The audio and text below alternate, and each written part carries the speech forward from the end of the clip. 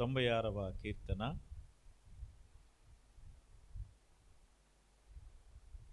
కొన్ని మాటలు మొదటి నుండి చదువుకుందాం. 96వ కీర్తన చదవండి. యెహోవా మీద క్రొత్త కీర్తన పాడుడి, సర్వభూజనులారా యెహోవా మీద పాడుడి, యెహోవా మీద పాడుడి, ఆయన నామమును స్తుతించుడి,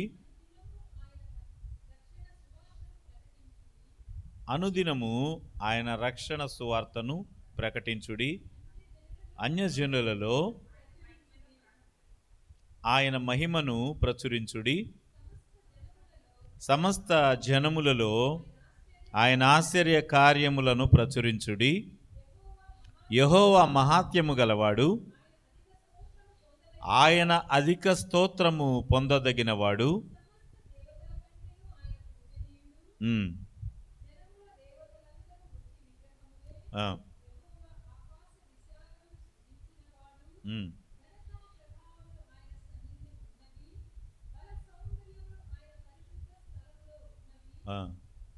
జనముల కుటుంబములారా యెహోవాకు చెల్లించుడి, మహిమ బలములు యెహోవాకు చెల్లించుడి. యెహోవా నామమునకు తగిన మహిమ ఆయనకు చెల్లించుడి. నైవేద్యము తీసుకొని ఆయన ఆవరణములలోనికి రండి. హల్లెలూయా, హల్లెలూయా. ఒకసారి 8వ వచనం గనక మనం ధ్యానం చేస్తే, ఈరోజు మన ధ్యానాంశము 8వ అధ్యాయము 8వ వచనం, క్షమించండి 8వ వచనం, 96వ కీర్తన 8వ వచనం మరలా మనం చదువుకుందాం.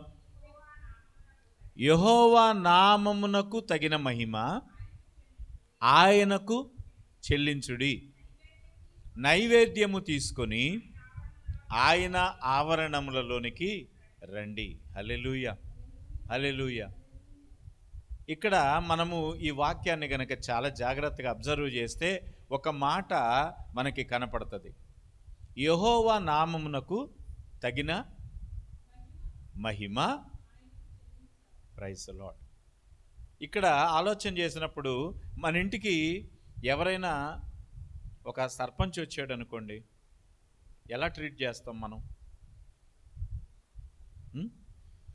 మన ఇంటికి ఒక సర్పంచ్, మన ఊరు సర్పంచ్ వచ్చాడు, ఎలా ట్రీట్ చేస్తాం?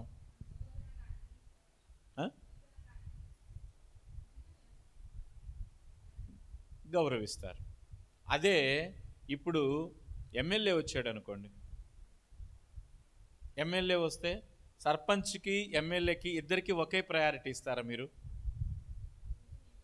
కొంచెం. ఇప్పుడు సీఎం గారు వచ్చారు అనుకోండి, మీ ఇంటికి సీఎం గారు వచ్చారు, ఇప్పుడు ఎమ్మెల్యేకి ఇచ్చిన దానికన్నా అధికమైన ప్రయారిటీ ఆయనకి ఇస్తామా లేదా?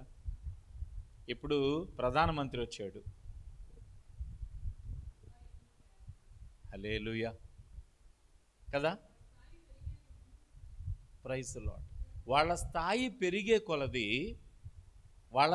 పెరిగే కొలది అదే రీతిగా వారిని మనం గౌరవించాలని, లేకపోతే వారిని గొప్ప చేయాలని మనం కూడా మన హృదయాల్లో అనుకుంటాం కదా, అవునా కదా? అంటే మన కుటుంబంలో ఒక వ్యక్తి వచ్చాడు అనుకోండి, మామూలుగా కూర్చోండి అని అంటాం. అదే సర్పంచ్ వచ్చాడు అనుకోండి, రండి రండి అని చెప్పేసి కొద్దిగా మంచి కుర్చీ ఒకటి వేసి కూర్చోబెడతాం. అదే ఎమ్మెల్యే గారు వచ్చారనుకోండి, దానికి తగ్గ గౌరవాన్ని మనము ఇస్తాం, మంచి కుర్చీ తీసుకొచ్చి కూర్చోబెడతాం. ఇక సీఎం పిఎం వచ్చారంటే కొద్దిగా ఖరీదైనట్టుగా ఇల్లంతా శుభ్రం చేసి ఆయనకి తగినట్టుగా గౌరవాన్ని ఇస్తారు కదా. అలాగే మనము దేవుని బిడ్డలమైన మనము కూడా ఒక కార్యము చేయాలని దేవుడు ఆశిస్తున్నాడు. ఏమిటనగా యెహోవా నామమునకు తగిన మహిమ ఆయనకు చెల్లించాలి. హల్లెలూయా, హల్లెలూయా. ఆయనని మహిమపరిచే దానిలో దేవుణ్ణి ఏ రీతిగా మనం మహిమపరచగలం చెప్పండి? దేవుణ్ణి మహిమపరచటానికి దేవుని బిడ్డలమైన మనము కొన్ని విషయాలు మనము పాటించాల్సి వస్తుంది. ఏమేం పాటిస్తాం? ఉదాహరణకి మీరు చెప్పండి. దేవుణ్ణి మహిమపరచాలి అని అంటే ఏమేమి అవసరం అవుతాయి? యా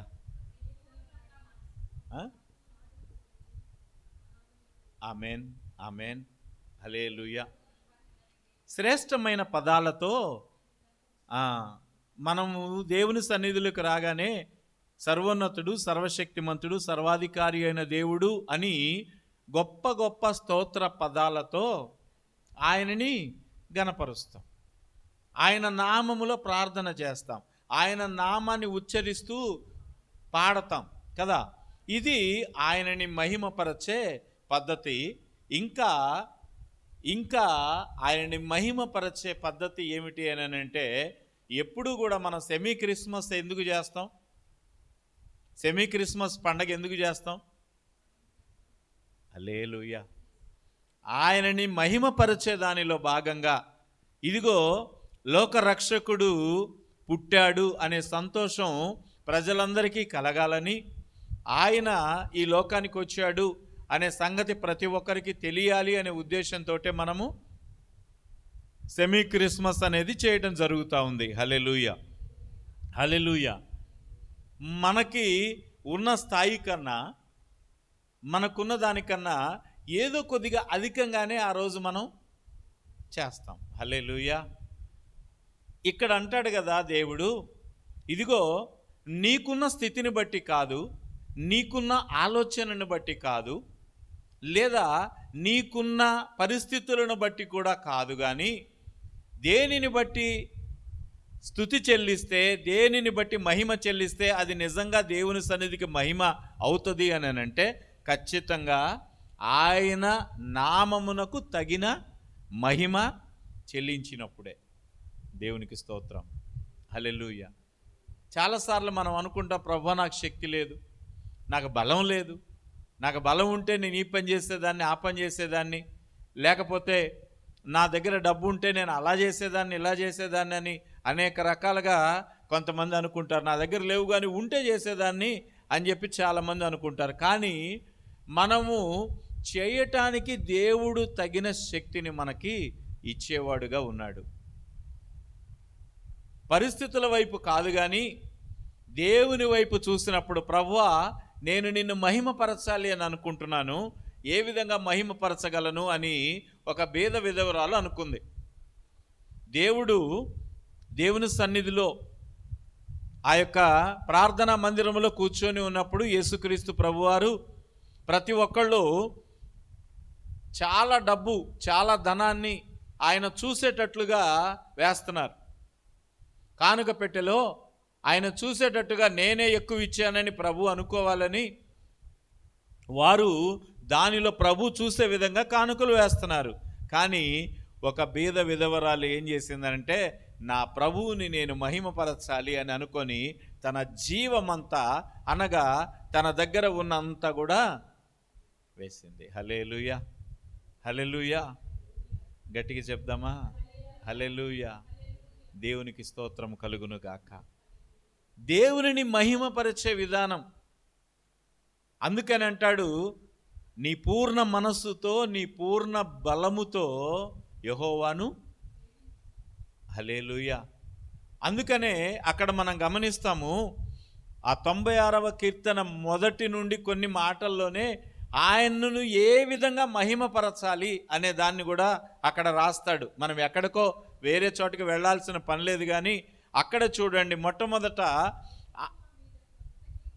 హల్లెలూయా, యెహోవా మీద క్రొత్త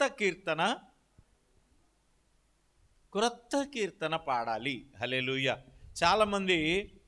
చాలామంది పాటలు పాడేటప్పుడు పాత పాటలే తప్ప కొత్తవి పాడలేరు. ఎందుకు అని అంటే వాళ్ళకి నేర్చుకోవాలనే ఆశ, ఆకాంక్ష అనేది లేదు. నా దేవునికి నేను క్రొత్తగా పాడాలి, ఈరోజు నా దేవునికి క్రొత్త పాట పాడాలి అనే ఉద్దేశాలు చాలామందికి ఉండవు. పాస్టమ్మ గారు నాతో ప్రతిసారి ఇలాగ అంటారు, మీరు అందరూ వచ్చిన పాట పాడండి, అందరికీ మీరేదో మీకు వచ్చిన పాట క్రొత్తగా పాడితే ఎలా అని చెప్పి అంటారు, కానీ నేను అంటాను, క్రొత్త పాట పాడినప్పుడే నా హృదయానికి సంతోషం వస్తుంది. హల్లెలూయా. క్రొత్త పాట పాడినప్పుడు నా హృదయానికి సంతోషం కలుగుతుంది. మరి నేనేం చేయాలి? ప్రతిరోజు కూడా క్రొత్త పాట నేర్చుకొని పాడాలి అనే ఉద్దేశము, తలంపు ఎప్పుడు నాకుంటాయి. హల్లెలూయా. దేవునికి స్తోత్రం కలుగునుగాక. కాబట్టి ఇక్కడ మనం గమనించాల్సింది ఏంటంటే, దేవుడు ఎప్పుడు సంతోషపడతాడు అని అంటే, ఎప్పుడు ఆయన ఇష్టపడతాడు మన యొక్క స్తుతి ఆరాధన పట్ల, లేదా ఎప్పుడు ఆయనకు తగిన విధంగా, ఇక్కడ బైబిల్లో రాసిన ప్రకారంగా ఆయనకు తగిన విధంగా స్తుతి చెల్లించటం అంటే ఏంటి అని అంటే క్రొత్త పాటతో. అందుకనే పరలోక రాజ్యములో పరిశుద్ధులు కూడా ఎవరికి తెలియని కొత్త పాట పాడతారు. క్రొత్త పేరు వారికి వస్తుంది. ప్రకటన గ్రంథంలో ఉంటుంది కదా, కొత్త పేరు వారికి పెట్టబడుతుంది. ఆ పేరు పెట్టబడిన వానికి తప్ప మరి ఎవరికి తెలియదు. హల్లెలూయా, హల్లెలూయా. పెట్టిన వానికి, పెట్టించుకున్న వానికి తప్ప ఇంకా ఇంకొకరికి తెలియదంట. అటువంటి క్రొత్త పేరుని దేవుడు పెడతాడు. ఎక్కడైనా మీరు చూడండి, దేవుడు ప్లీజింగ్ అయినప్పుడు, అంటే దేవుడు ఆ వ్యక్తిని దర్శించినప్పుడు, లేదా దేవుడు ఆ వ్యక్తిని కోరుకొని దేవునికి అతనికి రాజీ అయినప్పుడు, లేదా దేవుడు ఆ వ్యక్తిని కోరుకొని ఇతను నా బిడ్డ అని ఒక ముద్ర వేసినప్పుడు అక్కడ అతని పేరు మార్చబడుతుంది కదా. అబ్రాము పేరు అబ్రహాముగా మార్చబడింది కదా. శారయి పేరు శారా మార్చబడింది కదా. ఇక నీ పేరు యాకోబు కాదు కానీ ఇశ్రాయేలు అని చెప్పి యాకోబు పేరు మార్చాడు. దేవుడు ఇలా పేర్లు ఎందుకు మార్చాడు అని అంటే క్రొత్త పేరు ఆయనకి ఇష్టం. ఆమేన్. అంటే నీ మనస్సు క్రొత్తగా మారాలి, నీ ఆలోచన క్రొత్తగా మారాలి. అప్పుడు నీకు ఒక నూతనమైన పేరు. హల్లెలూయా. దేవుడు నీకు ఒక కొత్త పేరు పెట్టాలనుకుంటాడు. లోకల్లో నువ్వు పుట్టిన దగ్గర నుంచి నీకు ఒక పేరు ఉంది, ఆ పేరు పెట్టుకొని బ్రతుకుతున్నావు. దేవునిలోకి వచ్చిన తర్వాత కూడా ఆ పేరు అనేది పోవటల్లా. మనం పెట్టుకుంటున్నాం కానీ వాస్తవానికి ఆ పేరు అనేది పోవటల్లా. ఏంటి అని అంటే ఆ మనిషి కోపం ఎక్కువ. అన్నీ బాగానే ఉంటాయిలే కానీ ఆ మనిషికి కోపం ఎక్కువ. అన్నీ బాగానే ఉంటాయిలే కానీ దుడుకు ఎక్కువ. అంత బాగానే ఉంటుందిలే కానీ చాచేత మనిషి, లేదా అంత బాగానే ఉంటుంది కానీ పని మాత్రం ముట్టుకోదు, ఏదైనా చేయాల్సి వస్తుందని దూరంగా ఉంటుంది. ఇటువంటి పేర్లు ఇంకా మనకి మారలా కదా. దేవునిలోకి వచ్చి చాలా సంవత్సరాలు గడుస్తున్నా సరే ఇటువంటి పేర్లన్నీ లోకంలో మనకు ఉన్నాయి కదా. మన వాళ్ళు పెట్టారు కదా, మన రక్త సంబంధులు పెట్టారు, మన ఇంటి పక్క వాళ్ళు పెట్టారు, మన సంఘంలో వాళ్ళు పెట్టారు, అందరూ పేర్లు పెట్టారు కదా. ఈ పేర్లు మారాలి అని చెప్పి దేవుడు కోరుకుంటున్నాడు. ఆమేన్, ఆమేన్. ఆయన పేరు పెడితే ఇక ఆ పేరు మార్చడానికి ఎవరికి శక్తి చాలదు. దేవునికి స్తోత్రం కలుగునుగాక. హల్లెలూయా. అందుకని ఇక్కడ అంటాడు, క్రొత్త కీర్తన పాడి ఆయనకు తగిన మహిమ చెల్లించాలి. హల్లెలూయా. తగిన మహిమ ఆయనకి చెల్లించాలి. ప్రభు నాకున్న శక్తి ఇంతే, నాకున్న బలం ఇంతే, నాకున్న ఆలోచన ఇంతే, లేదా నాకున్న ప్రతిదీ ఇంతే ఇంతే ఇంతే అని చెప్పి మనల్ని మనమే తగ్గించుకుంటూ చాలాసార్లు దేవునికి కంప్లైంట్ చేసేవారిలాగా ఉన్నాం. కానీ అడిగే విషయంలో ప్రభువా నాకు ఇది చాలు అని అంటామా? కామా పులి స్టాపులు లేకుండా అడుగుతూనే ఉంటాం. ప్రైజ్ ది లార్డ్ కదా.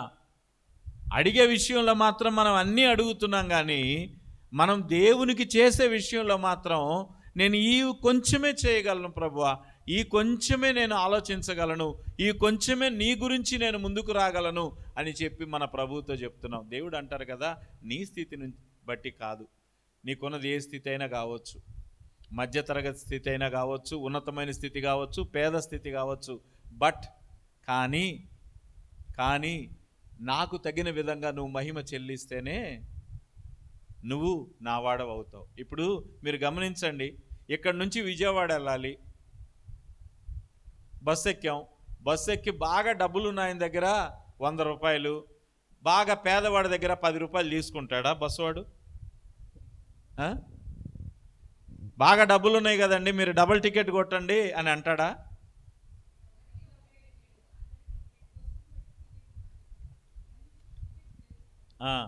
మన ఇద్దరం ఒకే బస్సు ఎక్కాం, మీ దగ్గర డబ్బులు ఎక్కువ ఉన్నాయి, నా దగ్గర లేదు, కానీ ఇద్దరికైతే ఒకే టికెట్ వస్తుంది, కానీ 2 టికెట్లు వస్తాయా? కాదు కదా. దేవునికి స్తోత్రం కలుగునుగాక. దేవుని దగ్గర పేదవాడని కానీ లేకపోతే ధనవంతుడని కానీ భేదం ఏమీ లేదు. అందరూ దేవుని దృష్టిలో సమానులే. వాడు 1,00,000 రూపాయలు ఇస్తే పేదవాడు 1000 రూపాయలు ఇస్తే ఈ రెండిటికి సమానం అవుతుంది. ఎందుకు అనంటే వాడి స్థితికి మించి ఎవడైతే ఇవ్వగలుగుతాడో, వాడి స్థితి కన్నా ఎప్పుడు ఎక్కువ దేవుణ్ణి గణపరుస్తాడో అప్పుడే దేవుడు గమనికలోనికి తీసుకుంటాడు. ఇక్కడ ఆయనకు తగిన మహిమ చెల్లించటానికి ఏవే విషయాలు ఉన్నాయి అనేది గమనిస్తే, మొట్టమొదటిగా ఆయనకు తగిన మహిమ చెల్లించాలంటే క్రొత్త కీర్తన నేర్చుకొని పాడేవారిలాగా ఉండాలి. 2, అనుదినము ఆయన రక్షణ సువార్తను ప్రకటించుడి. ఆ రక్షణ సువార్తను ప్రకటించే విషయంలో అనుదినము, చాలాసార్లు మనం నెలకొకసారో, సంవత్సరానికి ఒకసారో, 6 నెలలకు ఒకసారో ఎవరైనా తెలిసిన వాళ్ళకి మనము ఆ సువార్తను ప్రకటిస్తాం. కానీ అనుదినము రక్షణ సువార్తను ప్రకటించటం ఆయన నామమునకు తగిన మహిమ. అంటే ప్రతిరోజు ఆయన గురించి చెప్పటం. హల్లెలూయా. అర్థమవుతుందా మీకు? అర్థమవుతుంది కదా.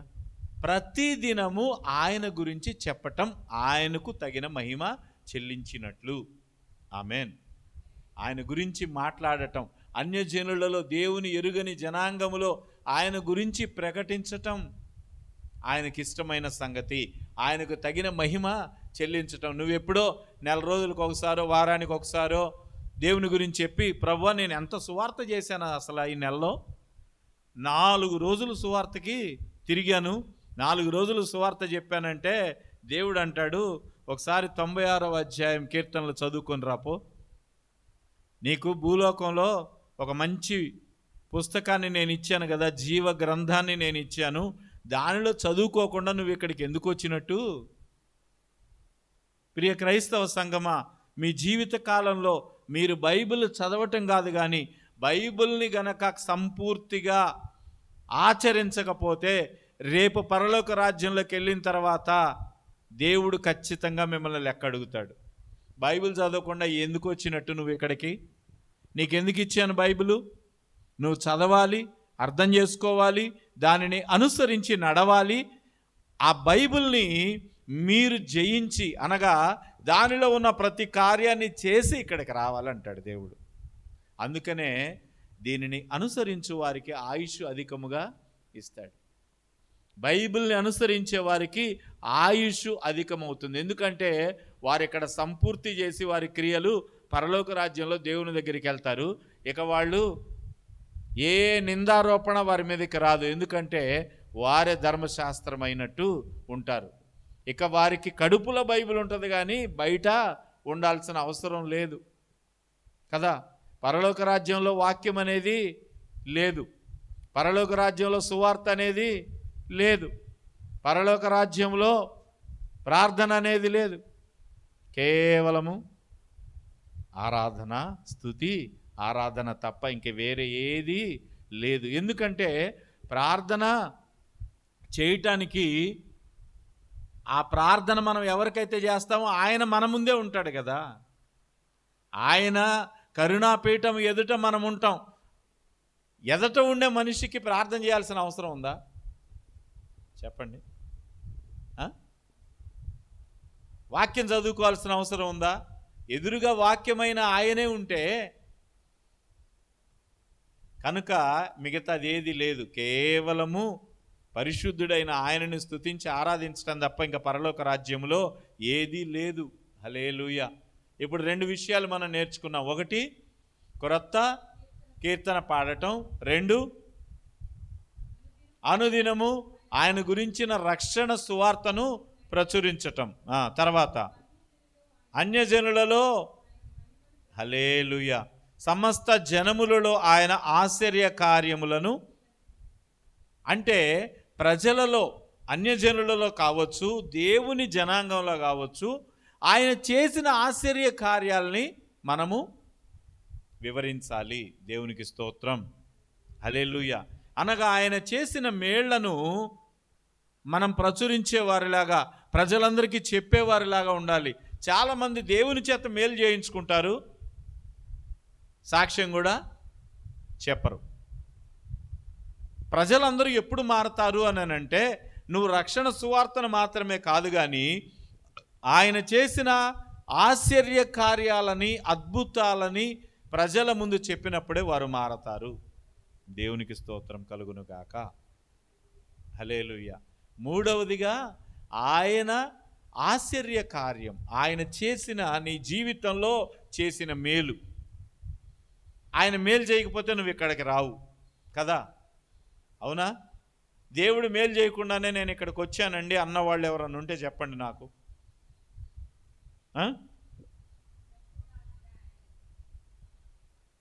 నాకు వినపడలా. దేవుడు మేలు చేయకుండానే నాకు నేనుగా నమ్మి దేవుని దగ్గరికి వచ్చేసానండి అన్నవాళ్ళు ఎవరైనా ఉన్నారా? ఎందుకనగా దేవుడు మేలు చేశాడు, అంతకన్నా ముందు త్యాగం చేసి తన స్వరక్తం ఇచ్చి మిమ్మల్ని కొనుక్కున్నాడు. ఆమేన్. హల్లెలూయా, హల్లెలూయా. అది నీ జీవితంలో చేసిన మొట్టమొదటి మేలు. నీ పాప భారాన్ని, నీ శాప భారాన్ని ఆయన కొట్టివేశాడు. నువ్వు దేవునిలోకి వచ్చి రక్షణ బాప్తిసం పొందిన తర్వాత నీ ప్రతి పాపమును, ప్రతి శాపమును ఆయన నీ నుండి దూరపరచాడు. దేవునికి స్తోత్రం కలుగునుగాక. ఇది ఆయన నీ జీవితంలో చేసిన మేలు కనుక నువ్వు దేవుని సన్నిధికి వచ్చావు. ఈ మాట నువ్వు చెప్పాలి. ఆయన నా శాపం తీసేశాడు, నా పాపం తీసేశాడు, నా రోగం తీసేశాడు. దేవునికి స్తోత్రం. హల్లెలూయా. ఆయన నా వంకర త్రోవలన్నిటినీ సరళమైన మార్గాలుగా మార్చాడు. నా ఎత్తు పల్లాలన్నిటినీ సరిచేసి సమభూమి పైన ఆయన నన్ను నడిపిస్తున్నాడు. ఆమేన్. హల్లెలూయా, హల్లెలూయా. ఎంతగా నా హృదయము దేవుని స్తుతించాలని అనిపిస్తుంది ఈ సమయంలో, నేను చెప్పలేను. హల్లెలూయా. గట్టిగా గట్టిగా గట్టిగా స్తుతి చెల్లించి ఆయన నామాన్ని మహిమపరచాలని నేను అనుకుంటున్నాను. హల్లెలూయా, హల్లెలూయా. దేవునికి స్తోత్రం. ఇక్కడ ఇది అయిపోయిన తర్వాత ఇంకొక మాట చూడండి. అధిక స్తోత్రము పొందదగిన వాడు. హల్లెలూయా. నువ్వు ఎవరినైతే, అంటే కొన్నిసార్లు దేవుణ్ణి మిగతా వాటితో సమానంగా చేసి పాడతారు. ఇప్పుడు ఇది ఎలా చెప్పాలి అని అంటే, కొన్నిసార్లు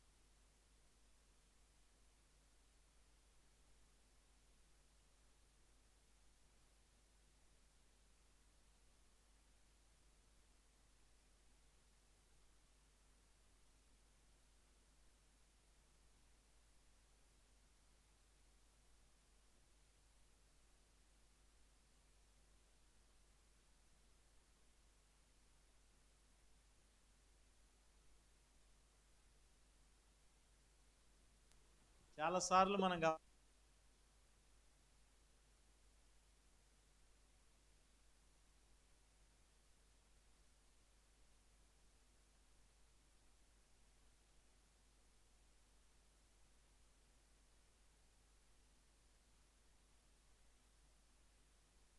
దేవుడు అంటాడు కదా, ఇదిగో మిగతా వాటితో సమానంగా నన్ను చెయ్యొద్దు. మిగతా వాటితో అంటే ఇక్కడ మనం ఇంకొంచెం కిందకి దిగి ఆలోచిస్తే మన ఆలోచన మిగతా వాటి పట్ల ఉన్నట్టుగా దేవుని పట్ల ఉండటానికి వీల్లేదు. ఈ థాట్ ఎప్పుడైతే వస్తుందో మనం దేవుని మహోన్నతంగా ఆరాధించగలుగుతాం. ఈ లోకంలో మిగతా వాటిని చూసినట్టుగా అదే కళ్ళతో దేవుణ్ణి చూడకూడదు. లేదా దేవుని సన్నిధికి మనము వచ్చేటప్పుడు ఏదో క్యాజువల్గా ఏదో బజారుకి పోయినట్టుగానో, లేకపోతే ఏదో ఒక ప్రయాణానికి వెళ్ళినట్టుగానో, లేకపోతే ఏదో చిన్న ఫంక్షన్కి వెళ్ళినట్టుగానో వెళ్ళవచ్చా? దేవుని సన్నిధికి వెళ్ళేటప్పుడు మనము చాలా జాగ్రత్తతో మనము దేవుని సన్నిధికి వెళుతున్నామని ప్రజలు గుర్తించేలాగా ఉండాలి. ఆమేన్. మిగతా వాటితో సమానంగా చేయటానికి వీల్లేదు. కొంతమంది ఇప్పుడు ఫ్యాషన్ బాగా ఎక్కువైపోయింది. ప్యాకెట్ బైబిల్ తీసుకొని జేబులో పెట్టుకొని వస్తున్నారు. కొంతమంది ఫోనుల్లోనే బైబిల్. అంటే వాళ్ళు బజార్కి వెళ్తున్నారా, సినిమాకి వెళ్తున్నారా, దేవుని సన్నిధికి వెళ్తున్నారా కూడా? అంతకుముందు చక్కగా వాక్యము క్రిస్టియన్స్ ఎలాగ వెళ్ళేవాళ్ళు అంటే ఇలాగ బైబిల్ పట్టుకొని ఇలా వెళ్ళేవాళ్ళు. లేకపోతే కొంతమంది అయితే ఇలా పట్టుకొని చర్చికి వెళ్ళేవాళ్ళు. దేవునికి స్తోత్రం. ఇలా పట్టుకొని వెళ్ళిన రోజులు నేను చాలా చూశాను. ఇది దేవునికి మహిమ తెచ్చే పద్ధతి. ఆయన అంటారు కదా, ఇదిగో ఇతర దేవతలతో నన్ను సమానంగా అంటే ఈయన కూడా ఒక దేవుడే. చాలామంది అంటారు, చాలామంది హిందువులు నాతో అన్న మాట ఏంటంటే, మేము యేసు ప్రభువుని కూడా నమ్ముతామండి, ఆయనకు కూడా దండం పెట్టుకుంటామండి. చాలామంది దేవుళ్ళందరితో పాటు ఆయన ఫోటో కూడా ఒకటి పెడతారు. చర్చి దగ్గరికి వెళ్ళినప్పుడు నిజానికి క్రైస్తవులే కొద్దిగా అటు ఇటు ఉంటారేమో నాకు తెలియదు, కానీ హిందువులు అయితే ఆ చర్చిని చూడగానే ఇలా అనుకొని పోతారు. హల్లెలూయా. చాలామందికి ఆ చెప్పులు విడిచి ఇలా అనుకొని మళ్ళీ చెప్పులు వేసుకొని పోయేవాళ్ళు నేను చాలామందిని చూశాను. దేవునికి స్తోత్రం. దేవుడు అంటారు కదా, ఇదిగో అన్య దేవతల విగ్రహాలని పూజించినట్టుగా నన్ను పూజించకూడదు. అన్య దేవతలకి ఆలోచించినట్టుగా, వారి విధానాన్ని ఆలోచించినట్టుగా నన్ను ఆలోచించటానికి వీల్లేదు. దేవునికి స్తోత్రం కలుగునుగాక. చాలామంది యాటిట్యూడ్ ఎలాగుంటుందంటే, అంతకుముందు ఆ దేవుణ్ణి పూజించాం, ఇప్పుడు ఈ దేవుణ్ణి పూజిస్తున్నాం అనే మైండ్ సెట్లో నుంచి ఇంకా అధికంగా వెళ్ళట్లేదు. No, not comparison. దేవుడు ఆ రీతికి అంతకుముందు ఆ దేవుణ్ణి కొలిచాం, ఇప్పుడు ఈ దేవుణ్ణి కొలుస్తున్నామండి అనే మాట కాదు. ఆయనే దేవుడు గనక మిగతా దేవతలందరినీ కొలిచినట్టు, దేవుళ్ళందరినీ కొలిచినట్టు కాదు, ఆయనని ప్రత్యేకముగా కొలవాలి. ఎందుకంటే ఆయనే దేవుడు గనుక. ఆమేన్. ఇప్పుడు ఎన్ని విషయాలు వచ్చినాయి? మొట్టమొదట క్రొత్త కీర్తన, రెండవది ఆయన రక్షణ సువార్తని అనుదినము ప్రకటించటం, మూడవది ఆయన ఆశ్చర్య కార్యములను, సూచక క్రియలను, మహత్కార్యాలని ప్రజలందరిలో ప్రకటించటం, నాలుగవది సమస్త దేవతల కన్నా మిన్నగా, అంటే లోకములో ఉన్నది ఏది ఆయనకి సమానము కాదు అని చెప్పి, ఆయన హైయెస్ట్ అని చెప్పి ఆయననే అధిక స్తోత్రము చేయాలి. హల్లెలూయా. తర్వాత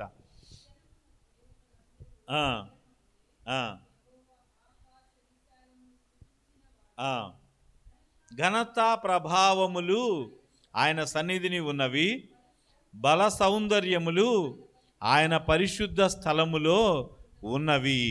హల్లెలూయా. బలము, సౌందర్యము, ఘనత, ప్రభావం, ఇవన్నీ ఎక్కడున్నాయి? నీకు ఘనత కలగాలంటే మరి ఎక్కడి నుంచి రావాలి? నీకు బలము కలగాలంటే బలం ఎక్కడి నుంచి రావాలి? నీకు సౌందర్యం కావాలంటే సౌందర్యం ఎక్కడి నుంచి రావాలి? హల్లెలూయా. చెప్పండి గట్టిగా ఒకసారి. బాగా బాగా దగ్గరగా మీరు అర్థం చేసుకుంటున్నారు. బలము తనదని దేవుడు ఒక మారు నాకు సెలవిచ్చెను, 2 మారులు ఆ మాట నాకు వినబడెను. అంటే చెవుల్లో రీసౌండ్ వచ్చిందనమాట. దేవునికి స్తోత్రం. ఎకో రీసౌండ్ వచ్చింది. బలము ఆయనదే, ఘనత ఆయనదే, సౌందర్యము ఆయనదే, ప్రభావము హల్లెలూయా.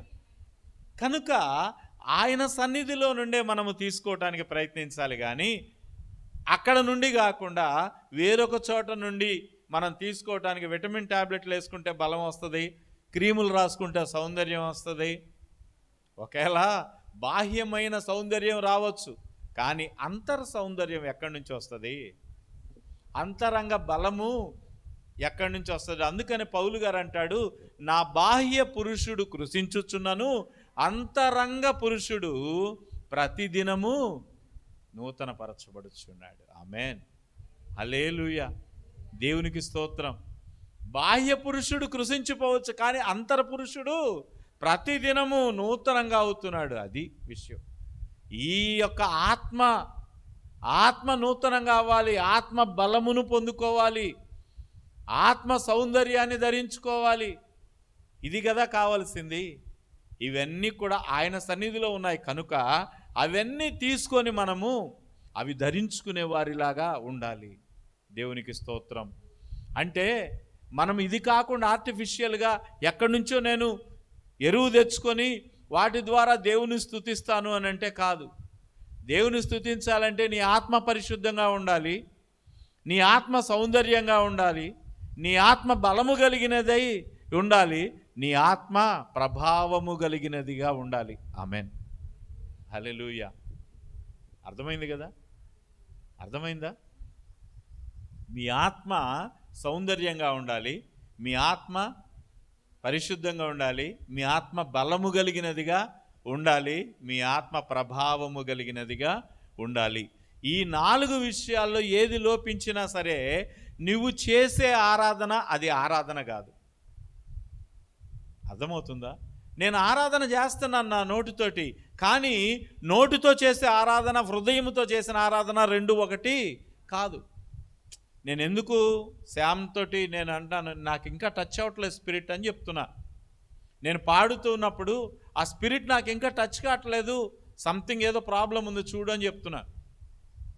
ఎందుకు అని అంటే నాకు అర్థమవుతుంది అది నేను స్పిరిట్లో లేను, ఇంకా స్పిరిట్ నాకు టచ్ అవ్వలేదు, ఆ స్పిరిట్లోకి నేను వెళ్ళలేకపోతున్నాను, ఏదో ఒకటి ఆటంకపరుస్తుందని నేను గ్రహించాను.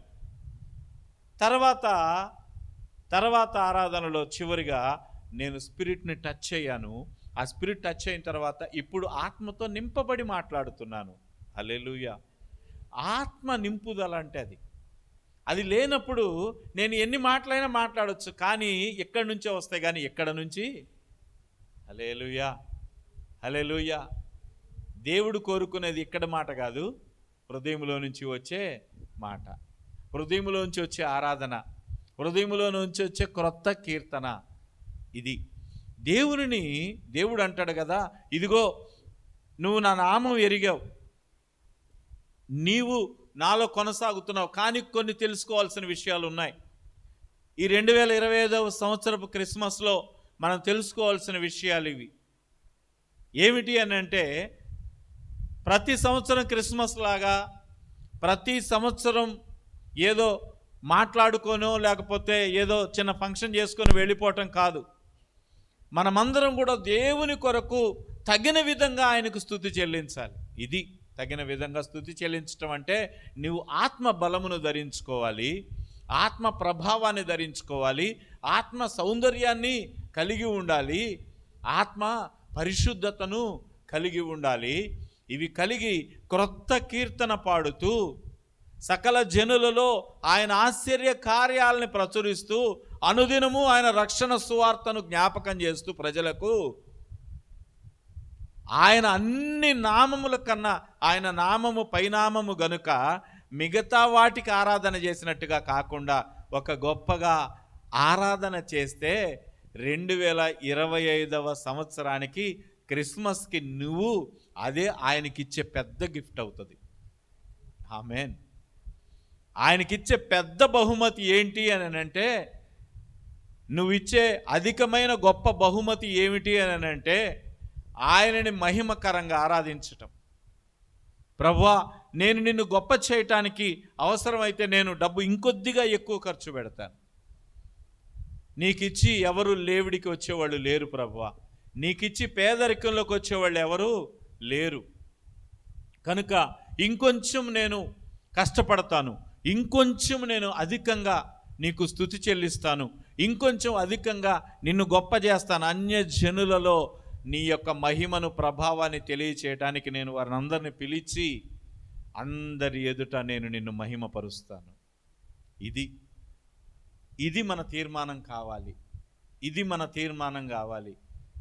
మిగతా పరిస్థితులన్నీ మనం పట్టించుకోవాల్సిన పని లేదు. ఇది చిన్న సంఘమే, ఇది చిన్న గ్రామమే, మేము పిలిస్తే ఎవరు వస్తారు, లేకపోతే ఇదంతా మనం చేయగలమా, లేకపోతే ఇదంతా మన శక్తి మించిన పని కదా అని చెప్పి మీరు ఆలోచించవలసిన పని లేదు. దేవుడే సమస్త విధములైన కార్యములను చేయుటకు శక్తి కలిగిన వాడు. బలము చేతను శక్తి చేతను కాదు, కానీ ఆయన ఆత్మచేత ఈ కార్యాలన్నీ జరుగుతాయి. హల్లెలూయా, హల్లెలూయా. గట్టిగా చెప్దామా?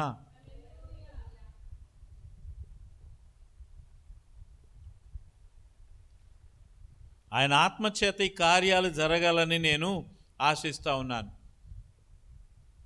క్రిస్మస్లో ఆయన గొప్ప చేయటం, క్రిస్మస్లో ఆయన పుట్టాడని లోకానికి అందరికీ ప్రచురించడం ఎంత గొప్ప సంగతి, ఎంత గొప్ప సంగతి. అందుకని చూడండి ఎన్ని చోట్ల వ్రాయబడిందో.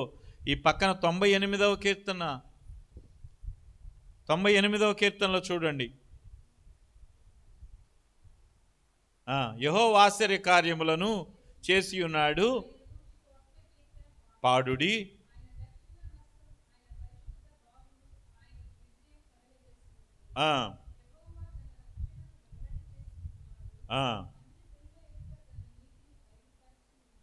హల్లెలూయా. 81వ కీర్తనకి రండి, అది కూడా కొంచెం ఇది చదువుకొని ముగించుకుందాం. 81వ కీర్తన, ఆసాపు కీర్తన. మనకు బలమై ఉన్న దేవునికి ఆనందగానము చేయుడి, యాకోబు దేవుని బట్టి ఉత్సాహధ్వని చేయుడి. కీర్తన ఎత్తుడి, గిలక తప్పెట పట్టుకొనుడి, స్వరమండలమును మనోహరమైన సితారాను వాయించుడి. అమావాస్య నాడు కొమ్ము ఊదుడి, మనము పండుగ ఆచరించు దినమగు పున్నమనాడు కొమ్ము ఊదుడి. అది ఇశ్రాయేలీయులకు కట్టడా. హల్లెలూయా.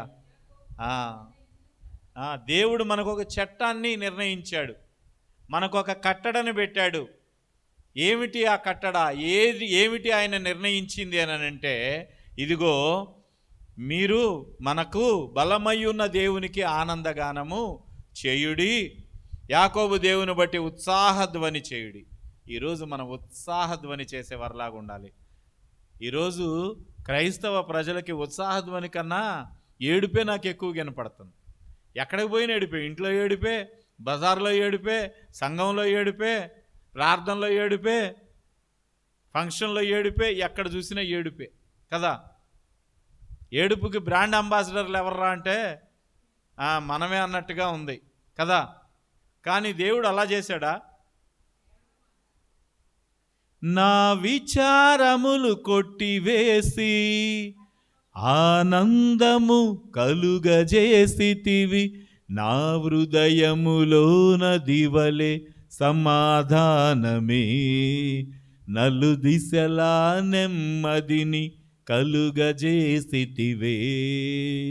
నా దాగుచోటు నీవే యేసయ్యా, నా విచారములు కొట్టివేసి ఆనందము కలుగజేసితివి, నా హృదయములోన దివలే సమాధానమే.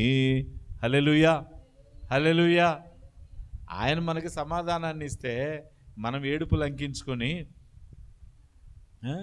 లంకించుకుంటాం. చిన్నపిల్లలు ఆ మిఠాయి కొనిపెట్టమనో, ఐస్ క్రీమ్ కొనిపెట్టమనో, ఐస్ కొనిపెట్టమనో మారం చేస్తారు. వాళ్ళు ఒక్కొక్కసారి ఏం చేస్తారంటే వాళ్ళకి తెలియక ఒక చేత్తో ఐస్ పట్టుకుంటారు, ఇంకో పక్కన ఏడుస్తూ ఉంటారు. అంటే ఎందుకు ఏడుస్తున్నారో కూడా వాళ్ళకి కావాల్సింది వాళ్ళకి కొనిచ్చాం, అయినా కూడా ఏడుస్తుంటారు తెలియక. అట్లానే మనకి ఏమి ఇచ్చాడో అది మనం చేతబట్టుకొని మనం కూడా అంతే, ఒకసారి కాన్షియస్ ఉండదు. దేవునికి స్తోత్రం కలుగును గాక. దేవుడు ఏడిపించటానికి మనల్ని పిలవలేదులే కానీ ఆనందముతో ఆయన ఎదుట మనల్ని నిలువబెట్టుకోవాలని పిలిచాడు. అవునా? అంతేనా కాదా? యథార్థ హృదయుల కొరకు సంతోషము ఆనందము ఉన్నాయి కానీ విచారము దుఃఖము ఉన్నాయని అక్కడ చెప్పలేదు. దేవునికి స్తోత్రం.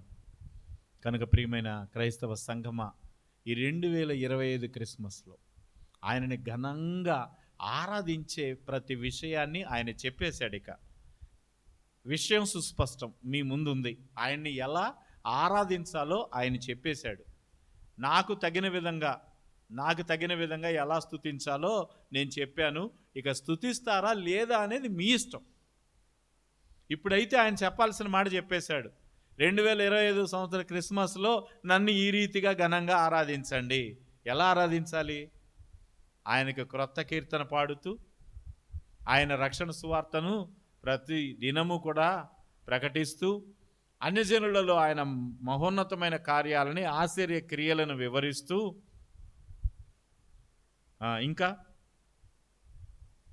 ఇంకేం పాయింట్ మిస్ అయ్యాం చూడండి. హల్లెలూయా.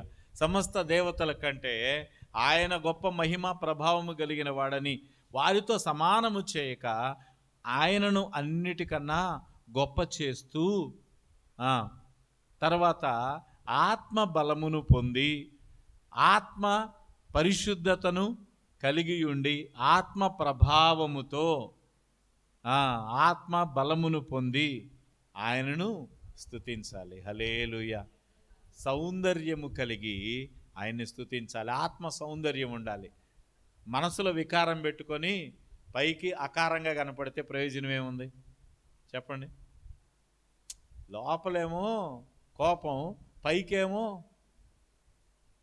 లోపలేమో విచారం, పైకేమో ఆనందం ఎలా వస్తుందండి అని అంటే మీరు ఇంకా విడుదల పొందలేదు. విడుదల కోసం ప్రార్థన చేయండి, తప్పు కాదు. ప్రభువా ఈ విచారము నుండి నన్ను విడిపించు ప్రభువా అని ప్రార్థన చేయండి.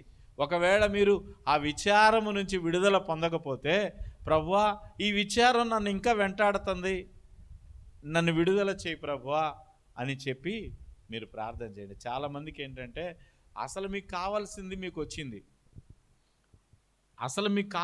వచ్చింది, కానీ ఈ లోకంలో మీ జీవనయాత్ర కొనసాగించేటప్పుడు కొన్ని ఇబ్బందులు వస్తున్నాయి కాబట్టి మీరు దాని గురించి ఎక్కువగా చింతిస్తూ ఉన్నారు కదా.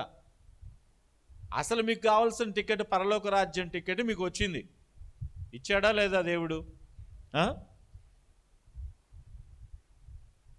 కాకపోతే ఫ్లైట్ కొంచెం లేట్ అవుతుంది, ఫ్లైట్ టికెట్ మీ చేతిలో ఉంది. ఇప్పుడు మధ్యలో ఆకలి అవుతుంది, కొనుక్కోటానికో తినటానికో కొన్ని సమస్యలు ఎదురవుతున్నాయి అన్నట్టుగా ఇప్పుడు మీ జీవితంలో కొన్ని సమస్యలు ఎదురవుతున్నాయి. అయితే అవి ఎన్నదగినవి కాదని ఎంచి అసలైంది మనకు వచ్చింది కదా, ఇక మిగతా వాటన్నిటి గురించి అవి ముఖ్యం కాదు కదా. ఇప్పుడు మనం ట్రైన్లో వెళ్తున్నాం అనుకోండి, సపోజ్ ట్రైన్లో వెళ్తుంటే మన ఇంట్లో ఉన్నట్టే భోజనం ఉంటుంది, అక్కడ ఉన్నది కదా. కానీ మనం వెళ్తున్నామా లేదా అనేది ముఖ్యం, మన ప్రయాణం చేస్తున్నామా లేదా అనేది ముఖ్యం. ఇదిగో ఇక్కడ ఈ కూర బాగలేదు, ఈ టిఫిన్ బాగలేదు, ఈ టీ బాగలేదు అని ప్రతిసారి దాని గురించి చర్చించుకోం. ఎందుకంటే మనం కొంత సమయం గడిపిన తర్వాత మనం చేరవలసిన చోటుకి చేరుకుంటాం, అక్కడ విందు భోజనంలో మనం పాల్గొంటాం. కనుక ఈ మధ్యలో వచ్చే కాఫీలు టీలు ఇవి రుచున్నా లేకపోయినా మనం వాటి గురించి పట్టించుకోవాల్సిన అవసరమే లేదు. అట్లాగే మన జీవితంలో అసలైన టికెట్ తీసుకున్నాం పరలోక రాజ్యానికి, ఈ మధ్యలో వచ్చే సమస్యలు, ఈ మధ్యలో వచ్చే ఇరుకుల ఇబ్బందులు, అసలు వీటన్నిటినీ ఏదో వాటి అంతు చూసేయాలన్నట్టుగా, ఏదో వాటి భరతం పట్టాలన్నట్టుగా చాలామంది కాసుకొని కూర్చుంటారు. చాలామంది వాటి గురించి ఆలోచిస్తుంటారు. వాటి గురించి మనం ఆలోచించాల్సిన పని లేదు. అందుకనే ప్రతి భారమును సులువుగా చిక్కులు పెట్టు, ప్రతి పాపమును విడిచిపెట్టి విశ్వాసమునకు కర్త దానిని కొనసాగించువాడు నైన యేసు వైపు చూచుచు మన ముందు ఉంచబడిన ఈ పందెములో ఓపికతో హల్లెలూయా. కాబట్టి వాటిని చూస్తే ఆగుతారు, యేసుని చూస్తే పరిగెత్తారు. కనుక ఈ 2025 సంవత్సరం క్రిస్మస్లో మీరు దేవుణ్ణి ఎలా ఆరాధించాలి, ఎలా ఉన్నతంగా చూడాలి, మీ స్థాయికి తగ్గట్టుగా కాదు, ఆయన స్థాయికి తగ్గట్టుగా. ఒక పెద్ద వ్యక్తి వచ్చినప్పుడు మన స్థాయికి తగ్గట్టుగా మనం చేయం. రోజు మనము పచ్చడేసుకొని తినొచ్చు, కానీ ఆయన వస్తే పచ్చడేసి పెట్టంగా, పెడతారా? ఒక పెద్ద వ్యక్తి మీ ఇంటికి వస్తే మీరు రోజు కింద కూర్చోవచ్చు, లేకపోతే ఇరిగిన కుర్చీలో పాత కుర్చీలో కూర్చోవచ్చు, కానీ ఆయన వచ్చినప్పుడు అయితే అదే కుర్చీలో కూర్చోబెట్టరు మీరు కదా. అవసరమైతే అప్పు తెచ్చైనా పక్కనింటి వాళ్ళని అడిగైనా సరే మంచి కుర్చీ తెచ్చి మహారాజా కుర్చీ తీసుకొచ్చి వేస్తారు. హల్లెలూయా. అలాగే మీ స్థాయికి తగ్గట్టు కాదు, ఆయన స్థాయికి తగ్గట్టుగా ఆయన ఆరాధించండి, ఆయనని మహిమపరచండి. ఆయనని ఏ రీతిగా మహిమపరచాలో కూడా ఆయనే చెప్పాడు. ఎందుకంటే మన శక్తి చాలదు ఆలోచించటానికి, మనం ఆలోచించడానికి మనకున్న శక్తి సరిపోదు కనుక ఆయనే చెప్పాడు. ఎక్కడైతే ప్రశ్న ఉంటుందో అక్కడే జవాబు కూడా ఉంటుంది. బైబిల్ యొక్క గొప్పతనం అది. బైబిల్ ఏం పజిల్ కాదు, తెలియని వాళ్ళకి పజిల్. అర్థమవుతుందా నేను చెప్పిన మాట? తెలియని వాళ్ళకి పజిల్ లాగా ఉంటుంది, కానీ తెలిసిన వాళ్ళకి అది పజిల్ కాదు. ఎందుకంటే ఎక్కడైతే ప్రశ్న ఉందో అక్కడే జవాబు దేవుడిచ్చి ఉన్నాడు. ఆమేన్. కనుక మీరు ఇలాగ ప్రార్థన చేయండి, ప్రభువా 2025 సంవత్సరం క్రిస్మస్లో నేను ఘనంగా నిన్ను ఆరాధించడానికి నాకు శక్తి కలుగ చేయండి, నన్ను సంపూర్ణంగా మార్చండి, నన్ను బహుగా వాడుకోనండి ప్రభువా. ఏ రీతిగా ఘనమైన కార్యాలు చేయిస్తారో నాకు తెలియదు, కానీ నన్ను బహుగా వాడుకొని ఈ యొక్క గ్రామానికి, ఈ గ్రామంలో అందరి ఎదుట నిన్ను గొప్పగా మహిమపరిచే శక్తి నాకే ఇచ్చేవని నేను నమ్ముతున్నాను. అందుకని నేనే నిలవబడి నీ పక్షాన నేను పోరాడతానయ్యా. నువ్వు ఎంతగా పోరాడితే అంతగా పరలోకంలో ఫలం తీసుకుంటావు. నువ్వు ఎంతగా గుప్పిలు విప్పుతావో దేవుని దగ్గర అంతగా కోసుకుంటావు. నువ్వెంతగా దేవుని మహిమపరిచావో రేపు ఆయన నిన్ను ఆ పరలోక రాజ్యములో దేవదూతల ఎదుట, పరిశుద్ధుల ఎదుట, పెద్దల ఎదుట, తన తండ్రి ఎదుట, పరిశుద్ధాత్మ దేవుని ఎదుట నిన్ను మహిమపరుస్తాడు. నువ్వు ఇప్పుడు ఆయన మహిమపరిస్తే ఆయన నిన్ను రేపు మహిమపరుస్తాడు. ఆమేన్, ఆమేన్, ఆమేన్. దేవుడు అటువంటి కృప మీకు దయచేయునుగాక. ప్రార్థన చేసుకుందాం. ప్రార్థన చేసుకుందాం.